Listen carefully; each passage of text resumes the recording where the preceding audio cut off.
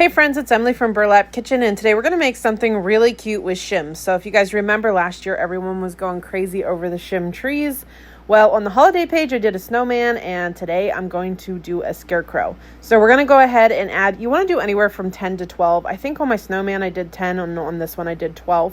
Just glue them together. You want a flat surface so they sit. Then I used a light mocha color, and I am going to paint like as far down that I think the face, or as far up that I think the face will go. So I don't have to paint the whole way up, but if you wanted to, you could. And then give that a good sand. Next, I'm going to just rip some fabric, and I'm going to use that for the hat. So I kind of like the looks of it being like, I don't know what you call it, wrapped around, I guess. So I like the way it looks when you wrap it around the whole way to the top, and that's what I'm going to do with this, just gluing as I go along.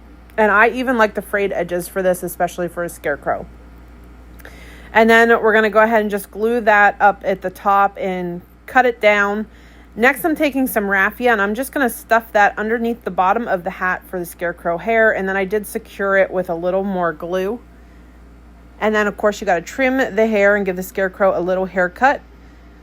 Now that everything is trimmed, I'm going to use this little candy corn piece is from our fall fun box.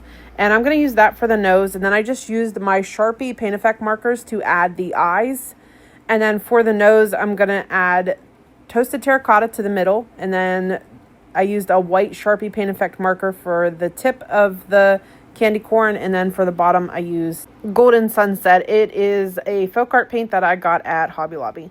So then I'm going to give everything a nice sand, and then I added a little squiggly mouth, the little lines to make it look like barbed wire, and I just did that with my Sharpie Paint Effect marker.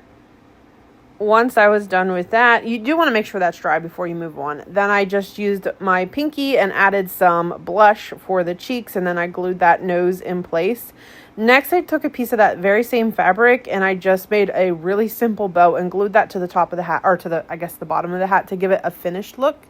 I found these fall pit berries at Hobby Lobby, and I'm just going to wrap those around the hat just to bring a little bit of color up top. And I just kind of swirled them around, and then I just kind of pinched that hat together with some hot glue.